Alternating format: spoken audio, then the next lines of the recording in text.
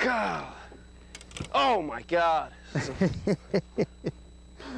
is what we talked about. Bumping the stumps is a big post-spawn female fish. Hit the stump, fish reacted on the bait, just like we talked about. I mean, this is an absolute pig. God.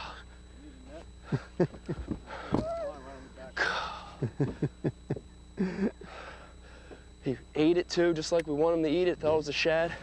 Big reaction strike on it.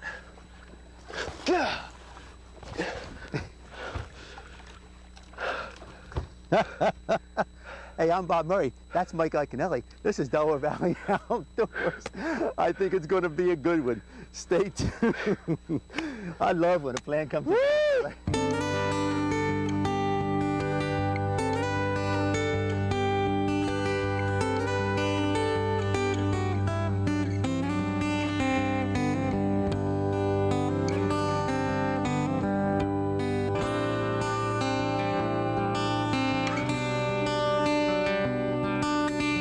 Delaware Valley Outdoors, your best source for fishing information on TV, radio, and the internet.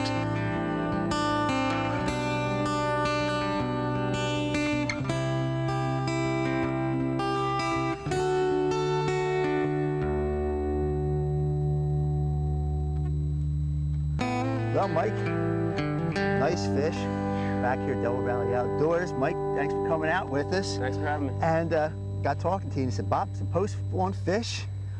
And we came through. Tell us exactly what was happening here and talk about the tail a little bit. Definitely, definitely. This is one of those big post-spawn females that we're looking for. This fish was up in these shallows. This fish was up in behind the trees in the shallows spawning probably about 3 to 4 weeks ago. And she did what she had to do. She deposited her eggs, and then what she's doing, she's actually coming back out, staging for our summertime pattern, which is deep water.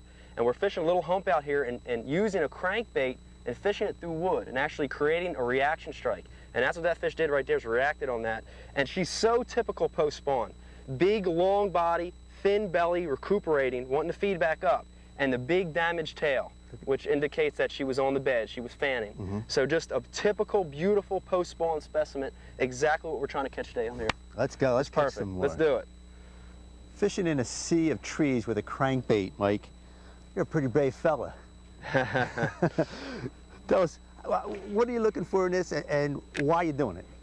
Yeah, one of the unique factors about a crankbait is that it actually triggers what I call a reaction strike, which means an inactive fish, like a post-spawn fish, will be triggered to hit that bait. But the time to throw a crankbait is when it deflects off of an object, and that's what we're doing here. We're trying to make this crankbait actually deflect off of wood. And, you know, 99% of the guys only throw a crankbait in open water, and that's really the most ineffective time of the crankbait. Really, the most effective time is when that crankbait hits or deflects, careens off an object, like a rock or a stump or a laydown or a log like we're doing today. So, you know, throwing it in here and making that crankbait hit off an object is actually the presentation you want to throw to get that reaction strike, you know. And so that's why we're sitting here throwing a $5 plug up in the trees. And you're differentiating between bouncing off something and an actual a hit of a fish, right? Definitely, definitely. Yeah, and that comes with experience, but basically the neat thing about a crankbait is it lets you get into what I call rhythm, which means when you throw that crankbait out there and you start reeling it, you can see that rod tip, and it's got a very pronounced thump, thump, thump, thump, which is the vibration of the crankbait. So I'm always feeling for that vibration, and whenever it changes, I want to slow up a little bit. And, you know, so if it's a log and I slow up, it'll hit and just float away. And if it's fish, the rod will thrust forward and pull back. So you're actually using the vibration of the crankbait to figure out whether it's a piece of wood or whether it's a bass or what. You're throwing a crankbait out here, Mike. We're in the middle of nowhere. What's up? Yeah, that's what it looks like. It looks like we're kind of fishing out in the middle of the lake, but there's actually a stump field out here. There's a small hump out here, and when they built the reservoir, they shaved the stumps about halfway down and left them standing in this area. And it makes kind of a kidney shape out here. It's a real good spot for early summer fish to come out and stage on. So again, we've only got one bite so far, so we're kind of trying to key in on what these fish are doing and trying to establish a couple more bites. Did that almost jump in the boat? Almost jumped in the boat. You know you're throwing the right crankbait when they start hitting the bait like that.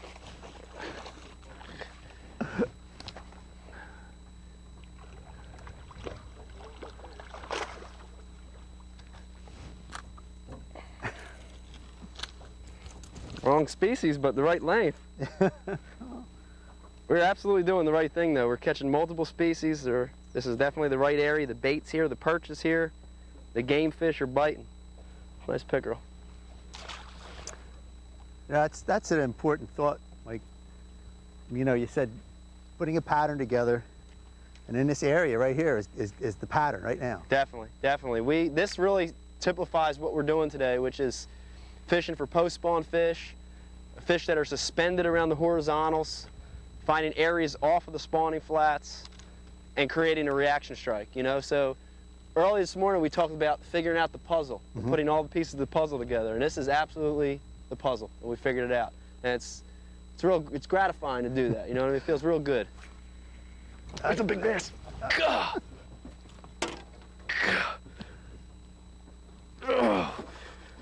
This is amazing. What a day. What an absolutely amazing day. Oh, get out of that lock. Oh, it's a giant bass, too.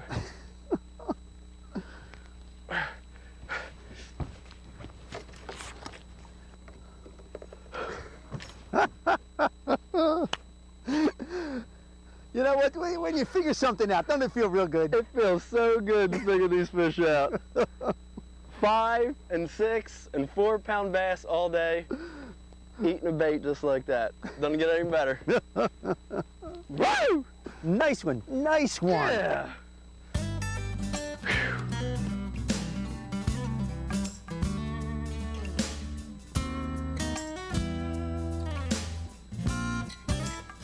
We'll be right back with more exciting fishing right after this.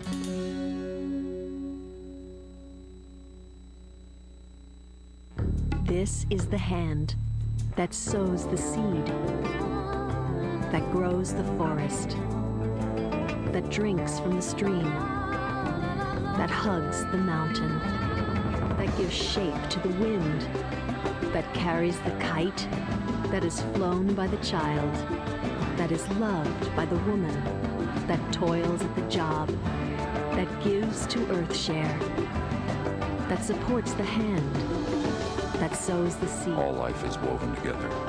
How can we choose which environmental cause to support? Earthshare, the workplace giving program, makes it simple by bringing the leading environmental groups together under one umbrella. Support Earthshare, and you support them all, including the hands that sow the seeds and protect the forests and the streams and the children. To learn more, please visit our website.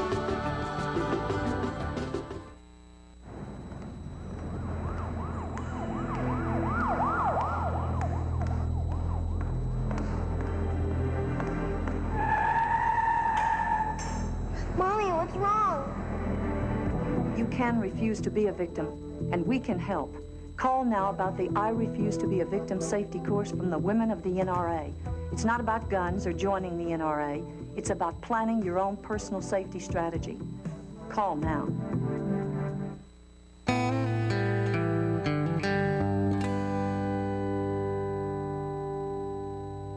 So what's life like after winning the Bassmaster Classic, Mike? One word, busy. It's amazing. I mean, you know, that winning that one tournament really does change your life. You know, it changes your career, and it's been I've pretty much been nonstop since last August, and you know, really probably slept in my own bed maybe about a month total since August. You know, and promotions and seminars and spreading the word, but you know, it's important. What happens is basically you have a platform the year that you win the Classic, you know, and you have 1 year to use that platform, and I'm really trying to take advantage of it. I'm trying to get new people involved in the sport, trying to get the youth back involved in the sport, show everybody how exciting the sport of bass fishing really is, and kind of just out there spreading the word about it. And it's been fun. It's been real exciting for me. I know while we're fishing here, just chatting, you said it's kind of nice to be on some local water every once in a while, isn't it? Absolutely, yeah. The fun fishing time for me, especially on these places that I grew up, it's very limited anymore. So anytime I have an opportunity to come out here and fish some of these waters that I grew up on, it's nice downtime for me, for sure. Yeah, and this is where you learned a lot of your skills out. Absolutely, absolutely. Yeah, this is one of the lakes that my club first came to back in the early 90s when this place first opened. And yeah, I mean, I essentially learned how to fish a crankbait in a lot of these trees, 10 years ago. So it's kind of neat to be back here, And your plans for the rest of the year, just to get ready for the Classic? And yeah, there's 2 tournaments left, 2 majors left for us this year, and I'm going to prepare for those. But after that, definitely, getting ready for the Classic again, and going down to Lake Wiley this year and trying to win the Classic again, trying to be a back-to-back winner. It's only been done one time in competitive fishing, and that was by Rick Clun. So I want to try to be the second angler to do that. And he's kind of a special guy to you, isn't he? Rick is. Rick's absolutely, he's the quintessential angler when you talk about studying behavior of fish. And I think he was one of the first ones to really dive into the mental aspect of fishing. And that's really what I'm into, is learning about the mental side of the sport. Yeah, because it is only the physical of throwing the worm, the crankbait, but actually that mental part is probably even sometimes tougher.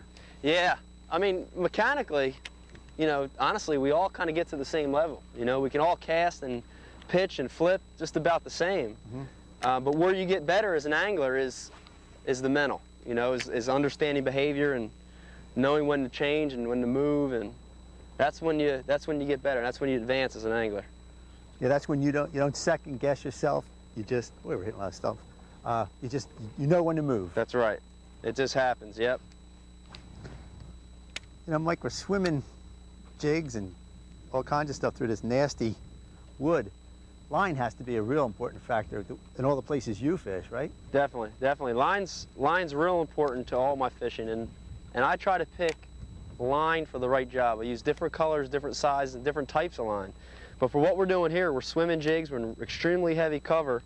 I like to go with a co-filament line, which is 2 fibers, and I'm using a 17-pound Stren Magnaflex, which is a real heavy line, strong line, real good for what we're doing here. But then, like, we were fishing some crankbaits, and there we were throwing 10 and 12-pound monofilament, where we actually wanted a little bit of stretch, we wanted a little bit of give. But here in this heavy cover, we want them out, we want a solid hook set, we want not a lot of stretch, so we're using a copolymer line. So I think it's real important to choose line, choose color, choose line size based on what you're doing.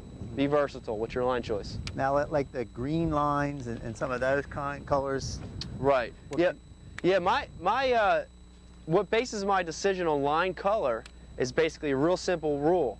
When I'm using techniques where I'm line watching, like what we're doing here, we're watching the line as the jig falls, I'm using clear line because it's more visible under natural sunlight. But when we're using techniques where we're casting and reeling, like crankbaits or spinnerbaits or buzzbaits, where we're not line watching, I use green, which disappears better in the water. So that's a real easy rule I use on line color. So if you've got to watch your line, use a clear line. If you don't have to worry about it, you're throwing spinnerbait, crankbait, put on green. Use a green. Actually, green's probably one of my favorites to fish with that. We're talking about the structure of this lake. It keeps changing each time we go to another. I got it. Ooh. Well, anyway, structure. This island here, you said it has a lot of different parts to it, right? Yeah. This is one of those places. This is exactly in the pattern we're wanting to find, which is it's an offshore hump, and this one's actually got trees on it. So one of the main differences you can notice here is some of those other ones we fished, there were no boats. You see here, there's about 2 boats on it because it's got that visual cover added to it. But this is the same kind of place. This is an area that's a hump. It's a staging spot as they're moving into summertime patterns. So just a classic area for this time of the year. Now you got great water change depth right up on the top there. You said, what, about 4 feet? Yeah, on top of this island, up in those trees, it's probably 4 or 5 foot of water, and on the outside of this, it's probably 20. And we're sitting right now at about 10 or 11 feet, so it's a real nice area with structure change to it. And that allows those big females and those fish to slide from deep water to shallow water real easy. and make those changes. You said they even spawn out here. They even spawn on this hump. Yep, that's right. God, it's a giant. Oh my God. Oh. God, that's a big fish. Get him. He suspended. It was a suspended fish. Put another post-spawn female. But this one actually. Oh. Look out. Yeah. You know, That's Mike, what I'm talking about. we're just talking about mental, when to change, not only location, Right. but lure. And you said, you know, Bobby, I think I got to swim a jig through here. That's right. And That's right. And instantly, I mean, you know, same pattern we were on before, post-spawn fish staging on a hump, but instead of running a crankbait down deeper, swimming it up a little high. And what happens a lot of times is these real big, long females, again, look at that, bloody tail, spawned out, real thin, will actually suspend in these trees. So what you have here is you have trees that are on the edge of this hump, 8 to 9 foot of water, and these fish are actually suspending about halfway down. And they're feeding on a lot of bluegill and a lot of perch, and that's an absolute proof of how they'll eat that stone jig right there, a man stone jig. That's just amazing. What a fish. What a beautiful fish. Another 4 or 5 pound fish.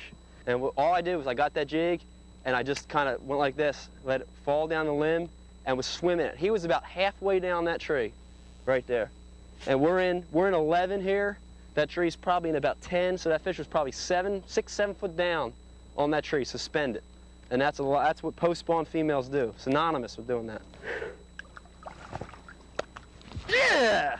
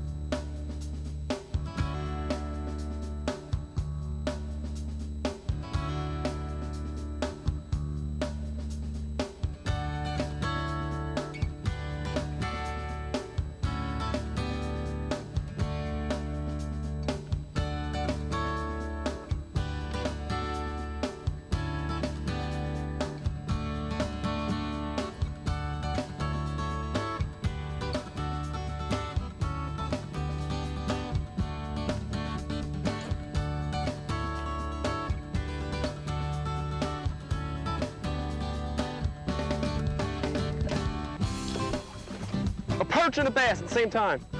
Oh my God, folks, get this on camera. Oh my God. Look at that. I caught a perch and a bass at the same time. Yeah! Bob, I never saw that happen. Brother. love it, brother. Nice bass. You know what? I think we'll keep the perch though. Let me tell you what happened. I'm bringing in the crankbait. Again, we're fishing post-spawn females, post-spawn situation, horizontals. We discovered horizontal lane logs are the key. I'm bringing this crankbait, big wide wobble crankbait across, and a perch hits it. And I'm reeling in this little perch, and I see this 6, 7 pound bass come up behind the perch and eat the crankbait. Yeah! Woo! I love when a plan comes together, don't you?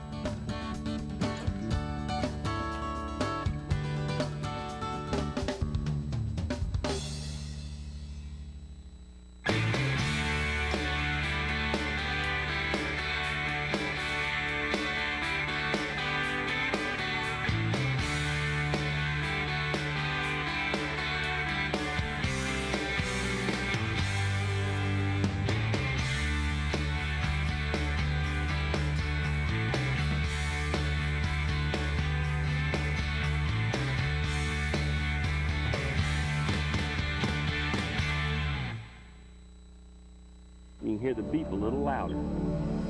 The JATES program has helped me so much in the outdoors. For a long time, I didn't even know what conservation even was. I want to do my part for wildlife. I love being a JATE. Whether you hunt or not, the JATES program has something for everyone. I know I'm doing my part for wildlife. I really believe children hold the key to the future of wildlife. And NWTF believes it too.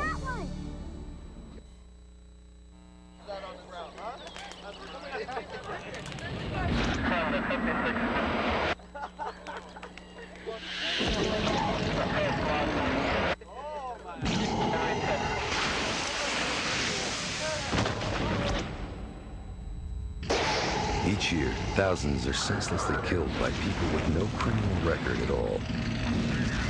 People like you.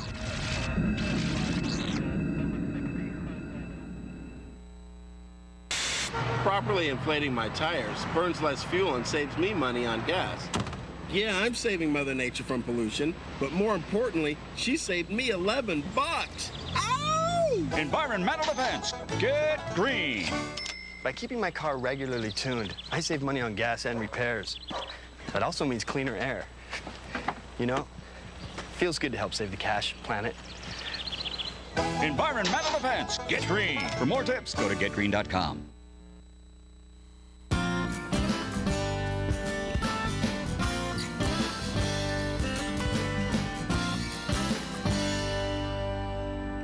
Well, Mike, we're here at the tackle box section of the show, and it was a pretty simple tackle box in some ways, but finding out what the tackle box was a little difficult. Right. First thing, you came out this morning with this bait. Tell us a little bit about it. Yeah, it's a deep diving crankbait. It's bait by Norman's called a deep little end. On 12-pound test, that runs about 10 or 11 foot. So that was a better bait from where we're fishing those deeper areas, those humps and those points, all for those post-spawn fish. So again, a real good effective tool for getting down 10, 11 foot and creating a reaction strike. That was key. And again, this lip was very important to get down in there. And what you had mentioned was hitting that stump and then That's right. Lip was important for achieving that depth, and then deflection, actually using the lip to careen off objects or deflect off objects. That was real key in getting that reaction strike. And color? Color was important too. I mean, their main forage here, what they're feeding on in that real deep water is alewife or shad. Mm-hmm. So a real good alewife, herring, shad looking color. Okay.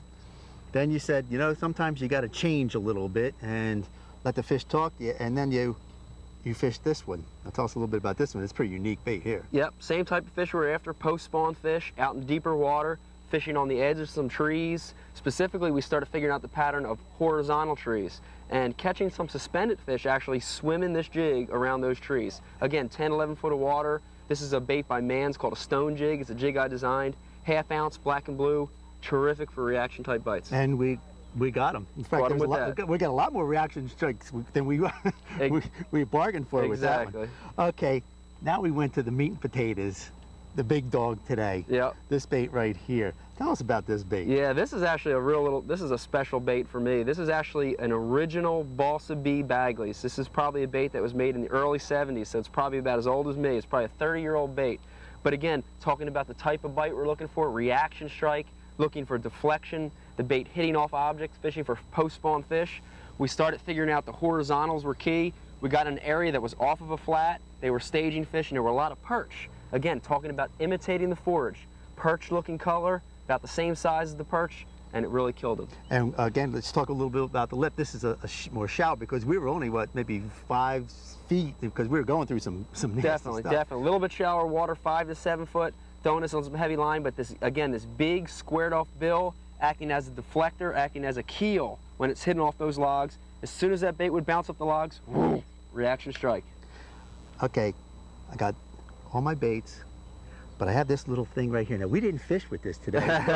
Tell me a little bit about your CD here. Definitely. This is a project I came out with last year. It's a 70-minute long audio CD. And basically what it talks about is how to elevate your level of fishing. Whether you're a weekend fisherman, whether you're a club fisherman, whether you're a tournament fisherman, whether you just fish for fun, it talks about ways to help you catch more fish, eliminate water, pattern fish, just like we did today. So it's a really good piece. I'm really proud of it. You can get this on my website, which is www.mikeiaconelli.com, and just a super, super CD to help you become a better fisherman. That's Tackle Box. This is a CD. I think we got to go catch more fish, man. I think we should go out. If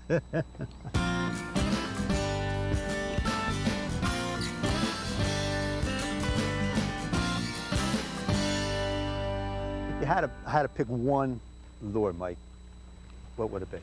Well, jig fishing would definitely be at the top of the list, but broader than that, I love to do what I call power fishing, which is using big baits, creating a reaction strike, covering lots of water, doing exactly what we're doing today. Crankbaits, spinnerbaits, jigs, buzz baits, power fishing, moving, covering water, eliciting a reaction strike. I mean, to me, that's what I'm the best at. I'd much rather do that than sit there with a spinning rod and slow and low. It's like watching paint dry. But this, to me, is the real way to catch those big fish. And we're really proving it here today. And one of the things I think is important to emphasize is that you're going for that reaction strike. Definitely. You're going to the nature of the beast, in a sense. Definitely, yeah. The reaction strike, there's always two types of strikes you're going to receive from a bass. One is a hunger strike, and one is a reaction strike.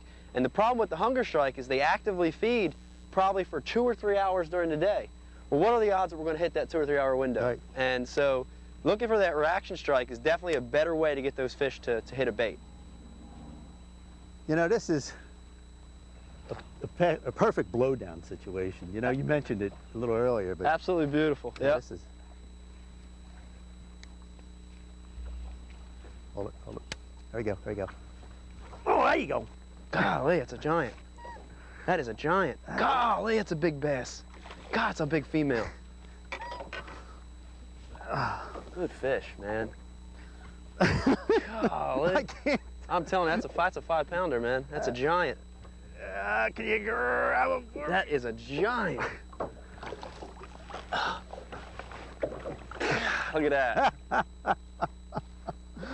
Mr. Iaconelli, I want to thank you for the day. Absolutely beautiful. Mike Iaconelli, Bassmaster Champion. Bob Murray, Delaware Valley Outdoors. Mike, I want to thank you again. Hey, stop by our website, Delaware Valley Outdoors. See some pictures. Mike's probably give us a few comments. I'm Bob Murray. I'll see you on the water. Thanks for that tip, my friend. Beautiful fish. Beautiful fish.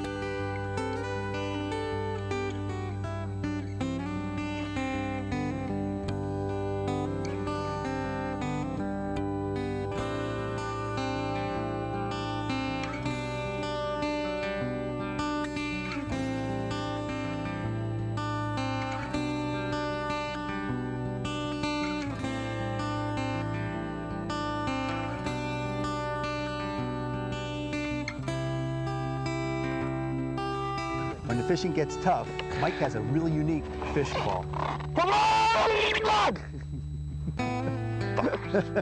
that gets him going? That gets him going. I like to yell at the fish occasionally.